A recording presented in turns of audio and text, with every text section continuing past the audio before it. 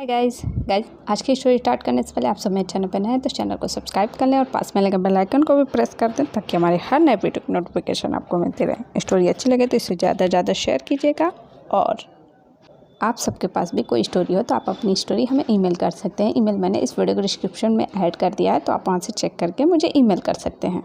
तो चलिए आज की पहली स्टोरी स्टार्ट करते हैं जिसका नाम है गाने वाला फ़कीर। एक बार एक फ़कीर भटकता हुआ अकबर के महल के सामने जा पहुंचा और वहीं बैठकर गाने बजाने लगा। महल के रक्षक समझ नहीं पा रहे थे कि समस्या से कैसे निपटा जाए। इसी बीच सूचना पाकर बादशाह अकबर भी वहां पहुंच गए और नरम लहजे में फ़कीर से बोले, महाशय, ये राजमहल है, कोई धर्मशाला नहीं।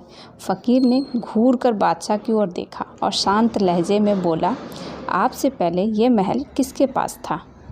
सबसे पहले मेरे दादा यहाँ रहते थे, उनके बाद मेरे पिता और अब मैं रहता हूँ। मेरे बाद मेरे बेटे और पोते यहाँ रहेंगे। फ़कीर कुछ सोच कर बोला, मतलब ये कि एक आएगा तो दूसरा जाएगा। ये धर्मशाला नहीं तो क्या है? वहाँ भी तो ऐसा ही होता है। यहाँ तेरा मेरा कुछ नहीं। तुम मूर्ख हो जो ऐसा सोचते हो कि ये महल तुम्हारा है। और तभी उस फ़कीर ने अपना चोला उतारा, दाढ़ी मूंछ उखाड़ फेंकी। फ़कीर के वेश में वह बीरबल था। यह देख बादशाह अकबर ने मुग्ध कंठ से बीरबल की प्रशंसा की। तो गाइज, आपको फ़कीर स्टोरी कैसी लगी हमें ज़रूर बताइएगा। और अब हम आपको दूसरी स्टोरी सुना रहे हैं जिसका नाम है गधा और बादशाह। एक दिन अकबर और बीरबल साथ साथ टहल रहे थे। शाम ढलने को थी। हिंदू रीति रिवाजों का पूरा पालन करने वाला बीरबल वहीं नदी किनारे ध्यान पाठ करने बैठ गया।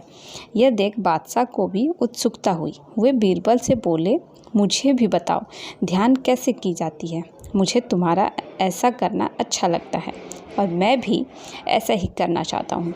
लेकिन हुजूर, बीरबल बोला, ऐसा माना जाता है कि केवल ब्राह्मण ही ध्यान कर सकते हैं, कोई अन्य नहीं।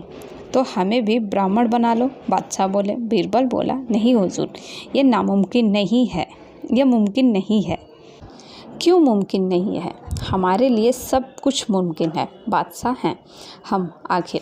अकबर ने जैसे जिद पकड़ ली थी। बीरबल की कुछ समझ में ना आया कि क्या करे। फिर कुछ सोचकर बोला, मुझे थोड़े समय की मोहलत दीजिए। अकबर राजी हो गए। कुछ दिनों बाद उन्होंने फिर बीरबल को याद दिलाया। तब बीरबल ने एक कुम्हार को अपने घर बुलवाकर कहा, कल शाम को तुम अपना गधा लेकर नदी किनारे पहुंच जाना और गधे को अच्छी तरह से रगड़ कर नहलाने लगना। तभी मैं और बादशाह वहां पहुंचेंगे और जब हम पूछें कि ये क्या कर रहे हो तो तुम जवाब देना कि गधे को घोड़ा बना रहा हूँ। आई बात समझ में? बीरबल के कहे अनुसार कुम्हार शाम के समय नदी किनारे जा पहुंचा और लगा गधे को जोर जोर से रगड़ कर नहलाने। बादशाह ने जब ये अजीब नज़ारा देखा तो पूछा, ये तुम क्या कर रहे हो? माई बाप, कुम्हार बोला, खता माफ़ फरमाए, अपने गधे को घोड़ा बना रहा हूँ। यह सुनते ही बादशाह ठहाका लगा जोरों से हंस पड़े और बीरबल से बोले, लगता है ये आदमी पागल है। भला गधा भी कभी घोड़ा बन सकता है? बीरबल बोला, बंदा परवर, जैसे गधा कभी घोड़ा नहीं बन सकता वैसे ही किसी मुसलमान को ब्राह्मण भी नहीं बनाया जा सकता। तुम ठीक कहते हो बीरबल। कहते हुए अकबर समझ गए कि यह सारा नाटक बीरबल का ही रचाया है। तो गाइस, यही ये दूसरी स्टोरी ख़त्म होती है। आप बताइएगा ज़रूर गधा और बादशाह की स्टोरी आपको कैसी लगी। और अब हम आपको तीसरी स्टोरी सुना रहे हैं जिसका नाम है मूर्खों की फेहरिस्त। बादशाह अकबर घुड़सवारी के इतने शौकीन थे कि पसंद आने पर घोड़ों का मुँह मांगा दाम देने को तैयार रहते थे। दूर दराज के मुल्कों से घोड़ों के विक्रेता मजबूत और आकर्षक घोड़े लेकर दरबार में आया करते थे।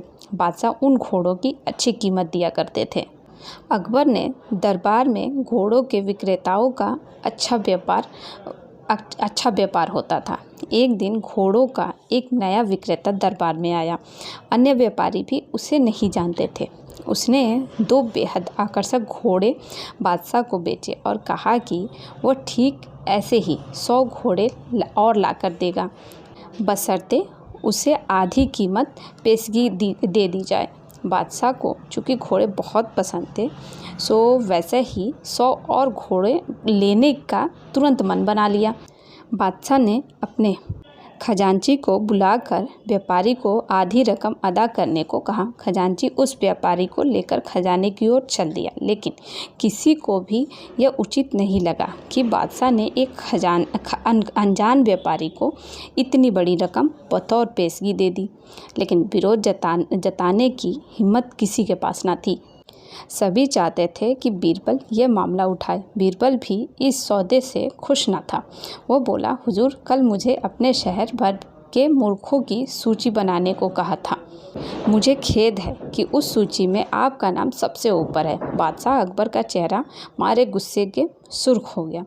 उन्हें लगा कि बीरबल ने भरे दरबार में विदेशी मेहमानों के सामने उनका अपमान किया है।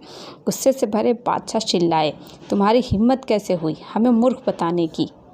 क्षमा करें बादशाह सलामत। बीरबल अपना सिर झुकाते हुए सम्मानित लहजे में बोला, आप चाहे तो मेरा सर कलम करवा दें। यदि आपके कहने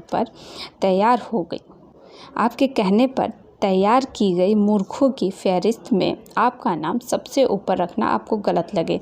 दरबार में ऐसा सन्नाटा छा गया कि सुई गिरे तो आवाज़ सुनाई दे जाए। जब बादशाह अकबर अपना सीधा हाथ ऊपर उठाए, तर्जनी को बीरबल की ओर ताने आगे बढ़े। दरबार में मौजूद सभी लोगों की सांसें जैसे थम सी गई।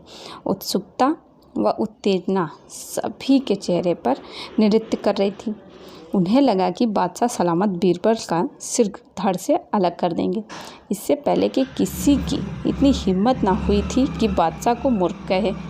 लेकिन बादशाह ने अपना हाथ बीरबल के कंधे पर रख दिया। वो कारण जानना चाहते थे। बीरबल समझ गया कि बादशाह क्या चाहते हैं। वो बोला, आपने घोड़ों के ऐसे व्यापारी को बिना सोचे समझे एक मोटी रकम पेशगी दे दी, जिसका अता पता भी कोई नहीं जानता। वो आपको धोखा भी दे सकता है। इसीलिए मूर्खों की सूची में आपका नाम सबसे ऊपर है। हो सकता है कि अब वो व्यापारी वापस ही ना लौटे और किसी अन्य देश में जाकर बस जाए और आपको ढूंढे नहीं मिलेगा। किसी से कोई भी सौदा करने से पूर्व उसके बारे में जानकारी तो होनी ही चाहिए। उस व्यापारी ने आपको मात्र 2 घोड़े बेचे और आप इतने मोहित हो गए कि मोटी रकम बिना उसको जाने पहचाने ही दे दी। यही कारण है बस।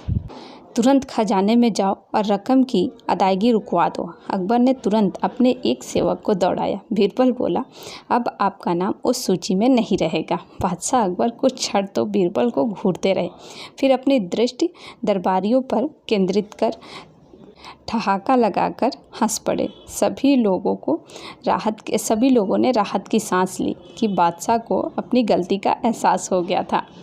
तो गाइज़, आपको स्टोरीज़ कैसी लगी हमें कमेंट में ज़रूर बताइएगा। और आप सबके पास भी कोई स्टोरीज़ हो तो आप अपनी स्टोरी हमें ईमेल कर सकते हैं। ईमेल मैंने इस वीडियो को डिस्क्रिप्शन में ऐड कर दिया है, तो आप वहाँ से चेक करके मुझे ईमेल कर सकते हैं। स्टोरीज़ अच्छी लगी हो तो इसे ज़्यादा से ज़्यादा शेयर कीजिएगा और साथ ही साथ हमारे चैनल को सब्सक्राइब भी कीजिएगा। ओके।